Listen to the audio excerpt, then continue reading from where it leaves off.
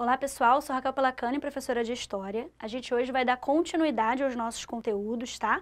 Semana passada falamos sobre a crise de 29, que acabou provocando, né, tanto o fortalecimento das ideias de esquerda quanto o fortalecimento das ideias de extrema direita, que é o fascismo, tá?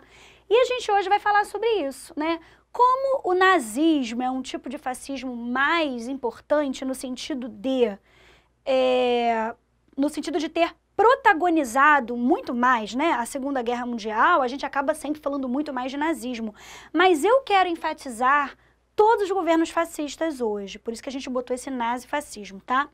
É uma tendência, eu repito, de extrema direita, é ultracapitalismo, tudo bem? Essa coisa de falar que fascismo é de esquerda, isso é um erro colossal, tá? Por favor, não façam isso, tá? Pessoas estudam, fazem graduação, mestrado, doutorado, pós-doutorado, pesquisam, escrevem livros e explicam que o fascismo é de direita para você, formado pela universidade facebookiana, ficar dizendo que é de esquerda. Faz isso não, que a titia fica chateada, tá bom? Fica envergonhada, tá? Ou se faz, me bloqueia, não me mostra. Te peço. Bom, anos 30, galera. Anos 30... o conceito de fascismo, como eu falei, né, são esses regimes de extrema direita, tá? Organizados preferencialmente na Europa, a gente vai ter alguns fora da Europa também, mas são poucos, durante os anos 30, que é o período entre guerras. Então, acabou a Primeira Guerra Mundial e ainda não começou a Segunda Guerra Mundial. O período entre guerras, ele é famoso por duas coisas: crise de 29 e o surgimento dos regimes fascistas, tá? Falamos sobre a crise de 29 na semana passada e hoje vamos falar sobre o fascismo. Essa fotografia aqui, muito clássica, né? Eu tenho o famoso aperto de mão dos dois maiores ditadores fascistas do mundo. Do lado esquerdo da tela você tem o Adolf Hitler, da Alemanha, e do lado direito, Benito Mussolini, da Itália. Esse cara aqui do lado direito, o Mussolini, ele é o criador do fascismo. Na verdade, a palavra fascismo é uma palavra italiana, fascismo, que significa um conjunto um feixe de gravetos bem unidos, tá? Tem toda uma questão simbólica que a gente vai observar daqui a pouquinho.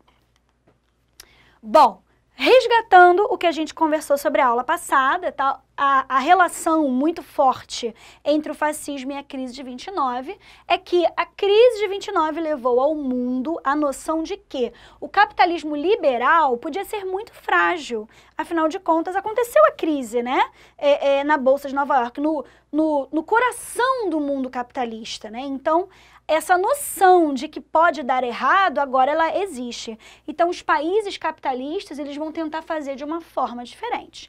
Os fascistas pregavam que, para que a economia de um país não fosse submetida a uma crise tal qual a de 29, o Estado, o governo, precisava se mostrar presente e forte. Então, aquela ideia de Estado mínimo que eu tinha vai deixar de existir e vai dar lugar ao Estado forte, grande, tão grande e tão presente que chega a ser uma ditadura, né?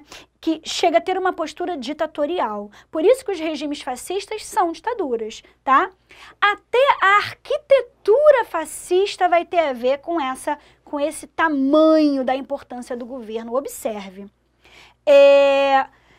Se você parar para reparar, os prédios, as construções públicas erguidas na época dos regimes fascistas no mundo todo, são construções enormes, com o pé direito. O pé direito, gente, é a altura, né, que vai do chão até o teto. Então, o pé direito dos prédios, né, das construções fascistas, eram altíssimos assim. As portas dos prédios públicos eram imensas. Para quê? Para que o cidadão comum, diante de um prédio do governo, ele se sentisse pequenininho, ele se sentisse diminuído diante da magnitude do governo, né? Então tinha essa sensação, essa coisa, né, de você ser um governo grande e forte, né? Ser respeitado e ser temido, muitas vezes, tá? Então, assim, o fascismo, ele constrói essa noção, ele vai no inconsciente da massa coletiva, tudo bem? Muito importante também, porque o fascismo tem muita coisa do simbolismo e da manipulação, né? Aqui eu tenho uma fotografia, né, que mostra uma indústria bélica, uma indústria de tanques de guerra, né, na Alemanha. O Hitler, ele tinha um projeto expansionista, né, muito grande, a gente vai falar dele mais pro final da aula, e esse projeto expansionista, ele só poderia acontecer se ele simplesmente não obedecesse ao Tratado de Versalhes, né, então ele começa a desobedecer, e a gente vai entender como ele consegue fazer isso e ficar ileso, né, durante muito tempo, ok? Vamos seguindo então. Outra consequência da crise de 29, que é a expansão do socialismo, o que isso vai ter a ver com o fascismo? Vai ter tudo a ver. Por quê? Porque são duas frentes político-ideológicas opostas. Na verdade, são diametralmente opostas. Se de um lado eu tenho o fascismo, do outro eu tenho o comunismo, tá? Aqui a gente não trabalha com o termo comunismo, a gente trabalha com o termo socialismo, porque é mais genérico, né? O socialismo, ele pode ser utópico, que é a mesma coisa que comunismo, ou o socialismo científico, que é um socialismo que começa a ser colocado em prática, tá? Bom, como eu falei na aula passada, a União das Repúblicas Socialistas Soviéticas, ou União Soviética, estava fora desse grupo de países absurdamente prejudicados pela crise de 29. E por que está fora? Ué, está fora porque não é capitalista. Se a crise é capitalista, a União Soviética vai ser poupada, né? E o Joseph Stalin, que é o cara que está no poder na época, já está morrendo de rir de todo mundo capitalista que naufragou, né? E isso leva uma mensagem para a galera. Olha só, a esquerda tá bem.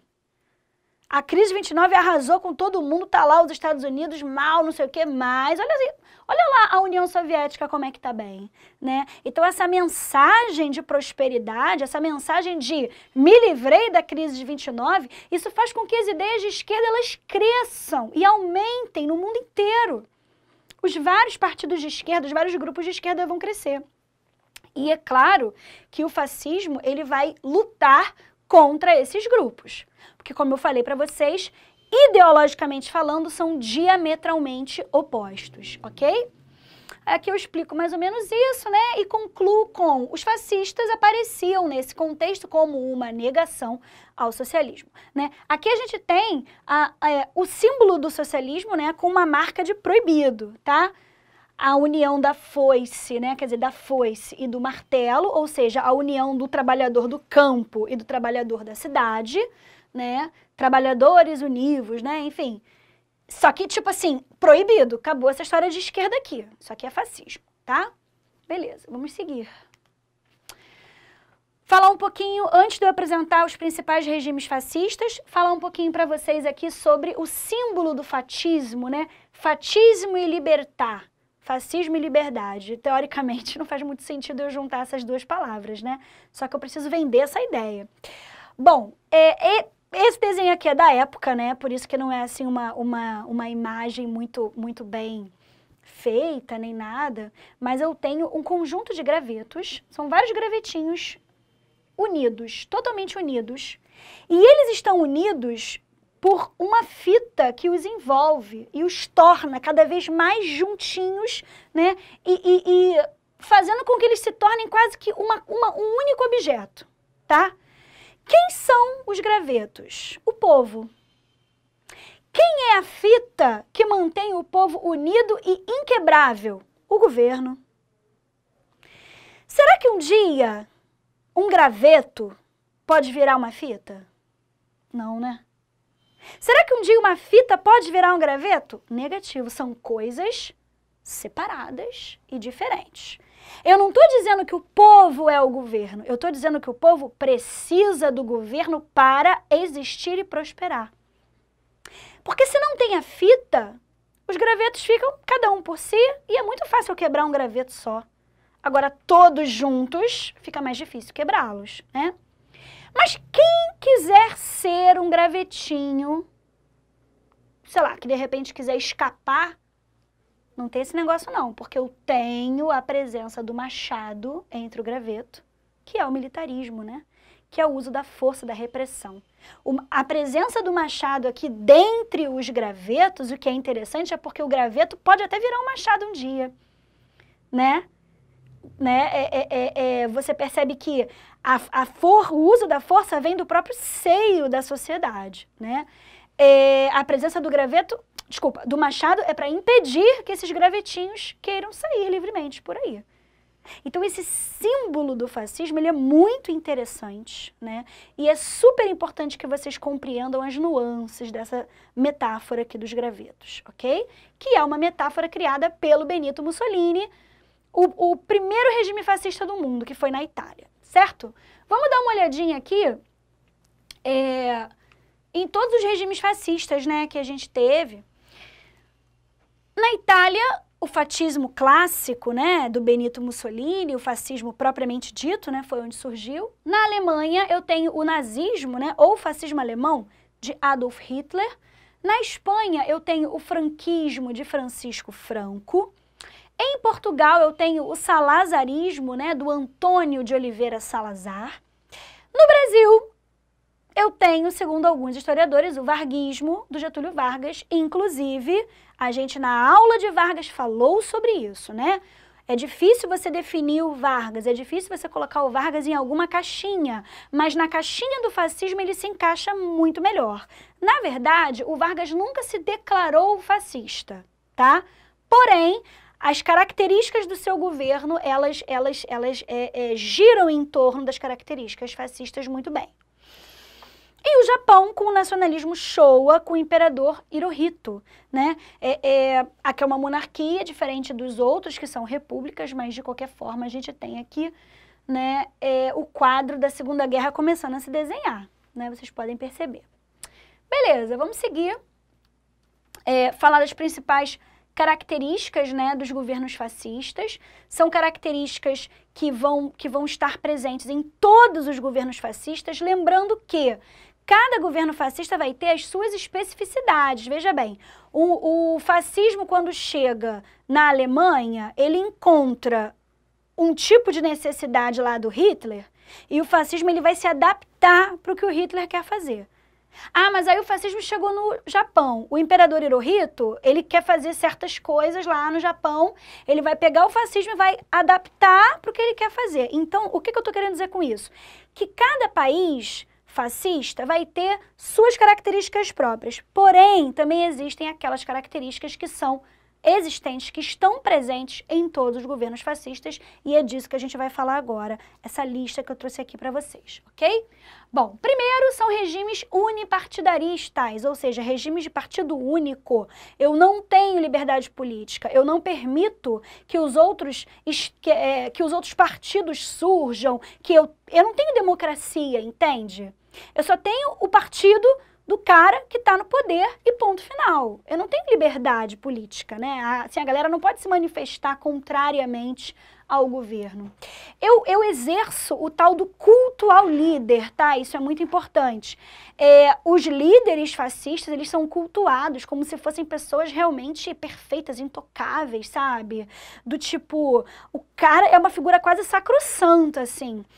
Eu tinha uma adoração aquelas imagens e tal, como se eu estivesse mesmo falando de uma entidade, né, e não de um ser humano, tá? É muito comum você caracterizar os estadistas fascistas como infalíveis e tal. O cara que quer o bem do povo a qualquer custo, então vamos confiar no que ele disser, né? Eu tenho, obviamente, a censura, como em toda ditadura, né, manipulação dos meios de comunicação de massa. Nessa época eu vou ter a era do rádio, né, anos 40, anos 30 ainda no início, mas anos 40 principalmente, quando eu tenho, né, criação de programas de rádio especificamente para a população poder, para eu ter um padrão de pensamento mesmo, para que todo mundo entendesse que o governo, ele é justo, ele faz o que ele pode. Então eu tenho a criação de um imaginário coletivo de defesa desse governo. Eu tenho censura, obviamente, de periódicos quaisquer, pode ser livro, pode ser revista, sei lá, jornal, né? De livros, de livros didáticos. Aqui no Brasil, por exemplo, Vargas ele vai criar a DIP, que é o Departamento de Imprensa e Propaganda, né? E esses livros, até os livros, assim, as cartilhas das escolas de alfabetização vão passar pela DIP. E tudo vai ter a carinha do Vargas, né? Você vai começar, aí tem a ver com o culto ao líder também. Tudo isso tá emaranhado, sabe, gente? E super fácil de fazer, porque numa ditadura você consegue manipular facilmente, né? Você não precisa respeitar liberdades individuais. Eu tenho a questão do militarismo também, ou seja, da questão da produção bélica, de me importar com isso aqui. Eu tenho que estar sempre preparado para um confronto. O fascismo, ele é muito bélico, ele é muito militarizado, tá? Os seus líderes fascistas, eles estão basicamente sempre fardados, às vezes eles nem são militares, mas eles aparecem fardados, até para dar essa pegada de força, né, de proteção, de tutela, tá? E para dar essa pegada de militarismo também. Até porque, se a gente for falar, por exemplo, do fascismo alemão, que é o nazismo, a gente tem aquela pegada do expansionismo, né? E se eu tenho um projeto de expansão territorial, gente, eu tenho um projeto de guerra. Eu não vou aumentar o tamanho do meu território pedindo licença para o meu vizinho.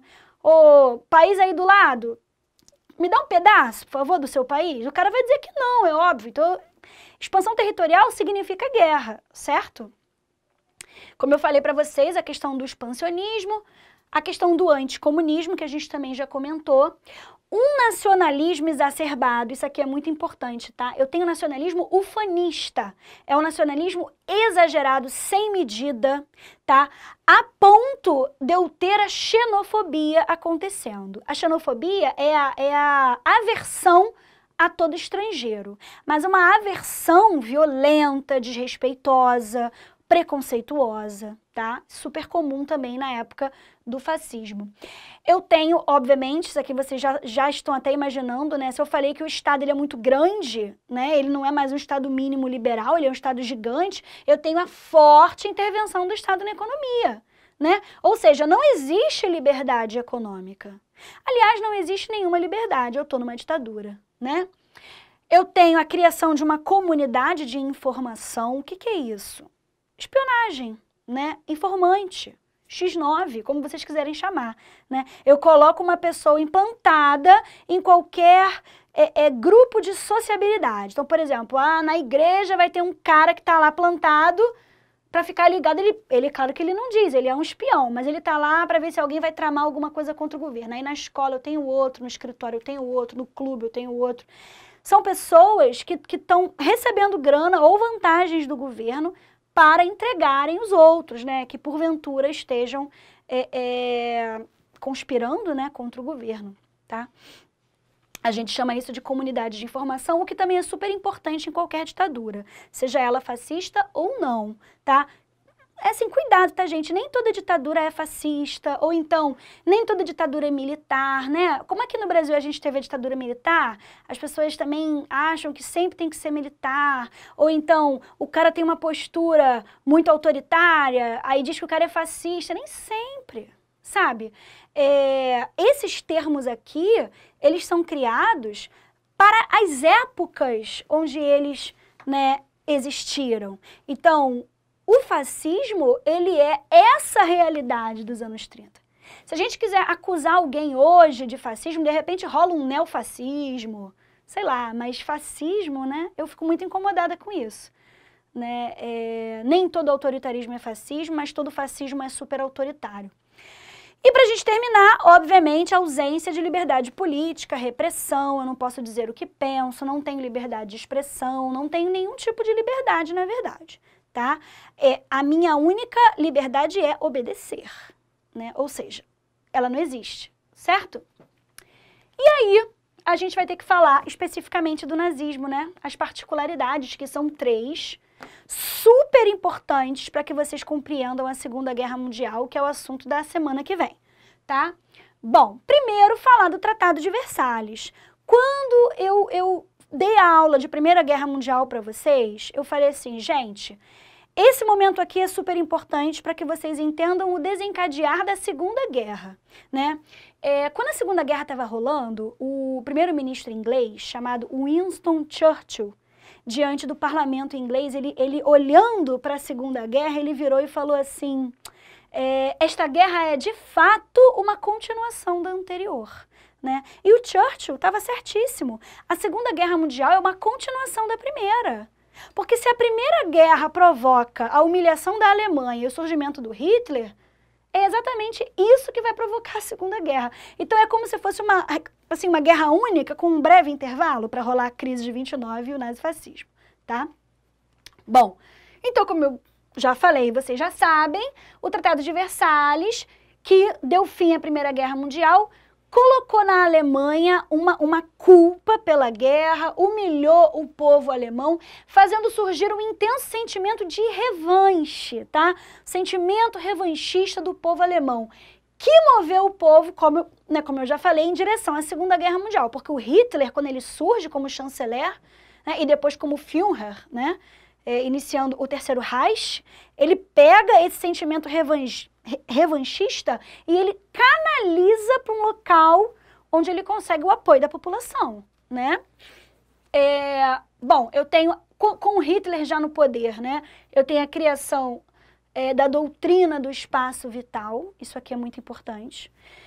O Hitler, ele tentou tomar o poder antes, né? Antes dos anos 30, foi o Putsch de Munique, ele não consegue, ele é preso.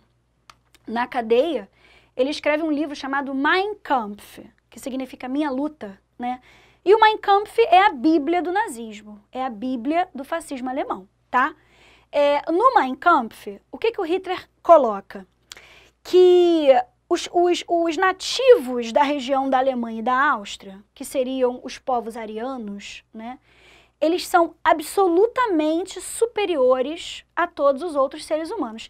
Superiores no sentido de força física, no sentido de capacidade intelectual, no sentido genético, né?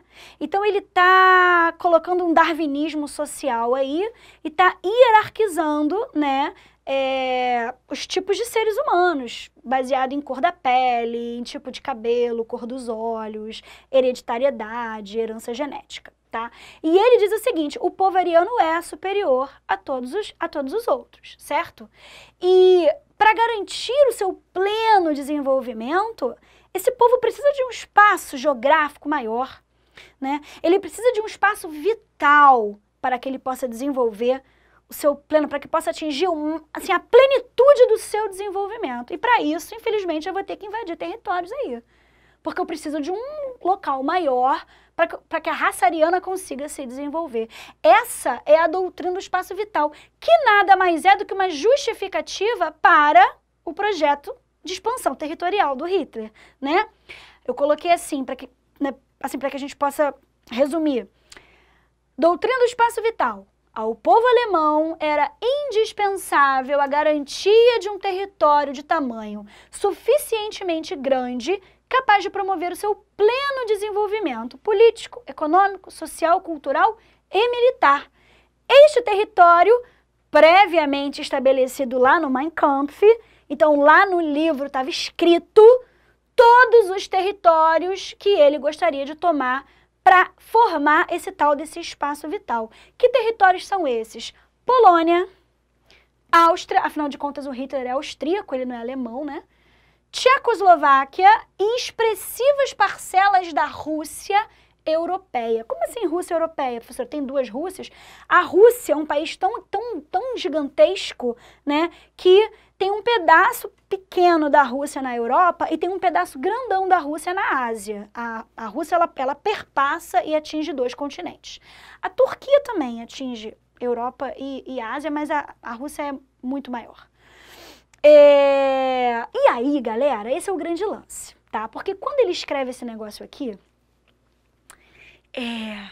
o pessoal fica tipo assim, cara... E aí ele sai da prisão, ele chega ao poder em 33, o livro dele, né, todo mundo tem acesso, as pessoas conhecem as ideias dele, as pessoas de todos os países estão assim, ligados o que é a doutrina do espaço vital.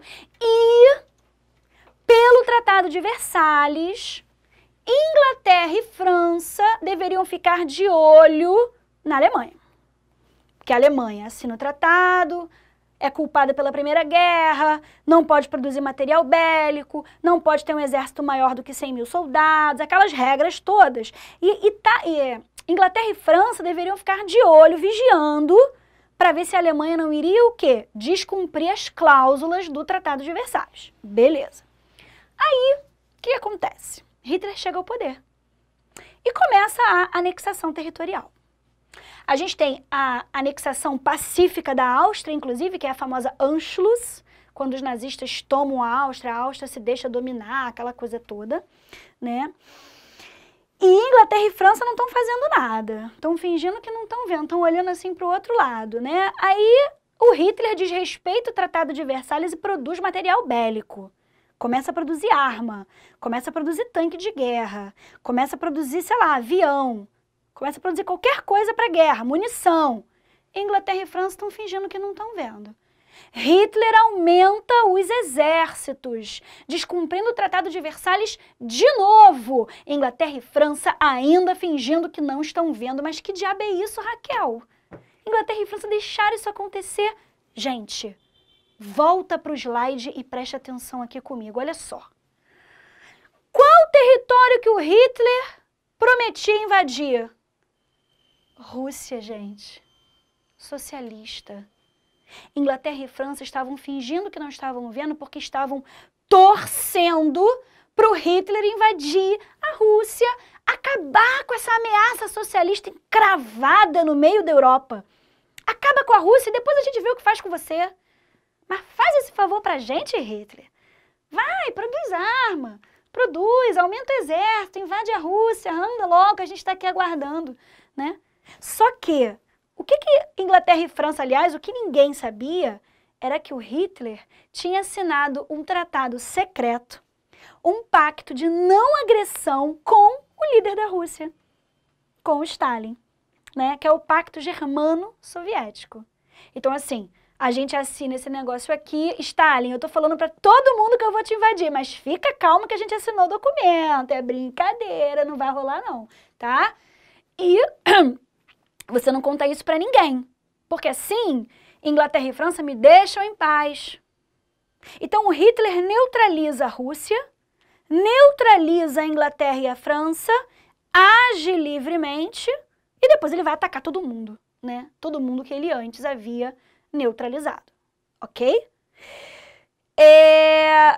Uma outra coisa importante, né, que a gente deve falar também, que está aqui no slide, é essa coisa da raça ariana, né, ser considerada superior às demais, né, e isso vai justificar o confinamento em campos de concentração. É uma outra especificidade do nazismo, tá, gente? Os campos de concentração não são fascistas, não, são do fascismo alemão específico, tá?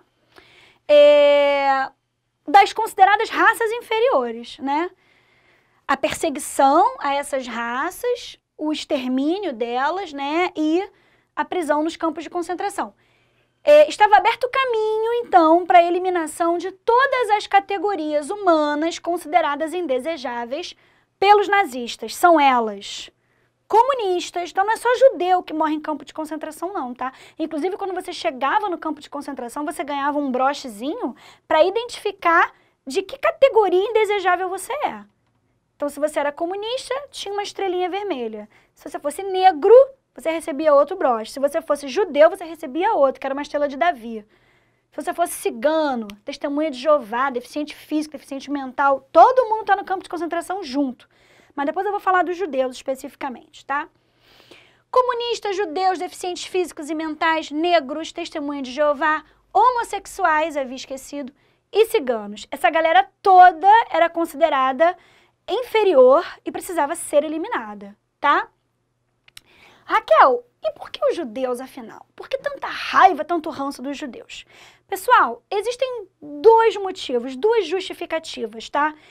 A primeira justificativa é a seguinte: se você for estudar a trajetória pessoal do Hitler, a vida dele, né? Ele era um cara pobre, na Áustria e tal, queria ser artista plástico, era péssimo pintando quadro, entendeu? Era assim, ele tenta entrar para a Academia de Belas Artes de Viena, é reprovado, porque ele era bem ruim, né? E quem eram as pessoas poderosas da Europa, né? As pessoas endinheiradas da Europa? Quem eram os professores, por exemplo, né, da banca lá, da prova de Belas Artes que ele fez, que o reprovaram? Judeus, né?